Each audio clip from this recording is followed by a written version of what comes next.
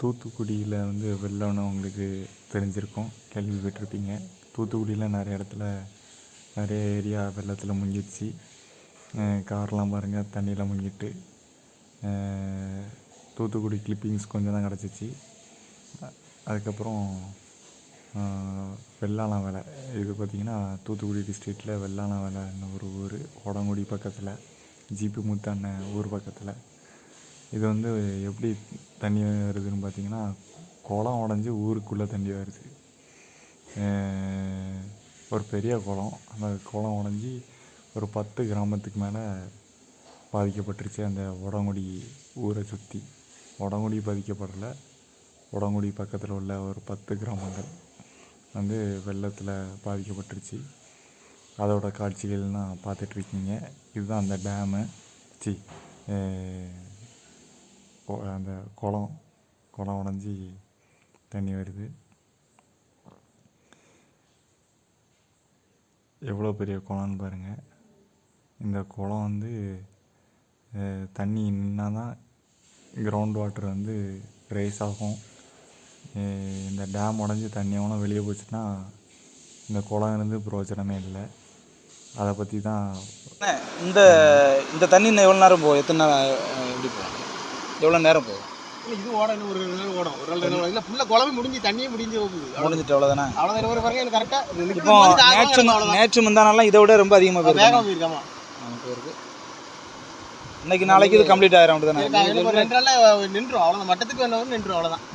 குளத்து தண்ணியே முக்கால்வாசி காலியாக இருக்குங்க. குளம் தண்ணி குளமே இருக்காது, ஒரு கரெக்டான ஒரு தண்ணி நின்றுட்டா 10 நாள் வச்சிடும், ஒரு ஊர் தண்ணி. அவங்க சொன்னது கேட்டிருப்பீங்க.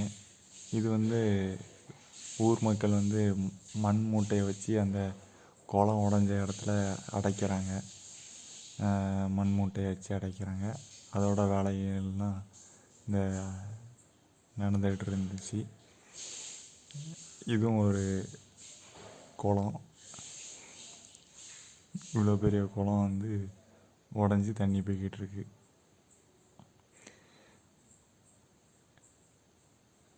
இது வந்து நாசரேத்துன்னு ஒரு ஊரில்,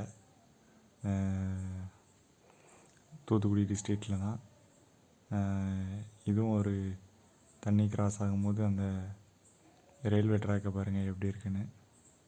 மண்ணை அவ்வளோத்தையும் அரிச்சிக்கிட்டு போயிட்டு கீழே உள்ள மண்ணை அவ்வளோத்தையும்.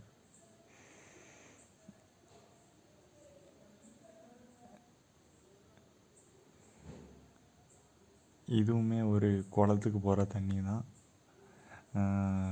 குளத்துக்கு வந்து தண்ணி வந்து வந்துக்கிட்டு இருக்கு. இன்னொரு சைட்லேருந்து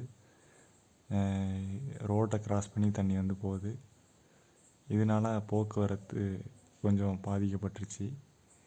இது வந்து எங்கள் ஊர் பக்கத்தில். இதுவுமே இந்த குளத்துக்கு போகிற தண்ணி தான். இதனால் பக்கத்து ஊருக்கெலாம் போக முடியாது. அப்படி ஒரு சூழ்நிலையில் மாட்டிக்கிட்டோம். மற்றபடி எங்கள் ஊரில் எந்த ஒரு பாதிப்பும் இல்லை. என்கிட்ட கிடச்ச கிளிப்பிங்ஸ் வச்சு போட்டிருக்கேன். இவ்வளோ தான் கிளிப்பிங்ஸ் கிடச்சிச்சு. இதுக்கு மேலே கிடச்சிச்சு, அது நிறைய காப்பிரைட் வர்றதுக்கு வாய்ப்பு இருக்குது.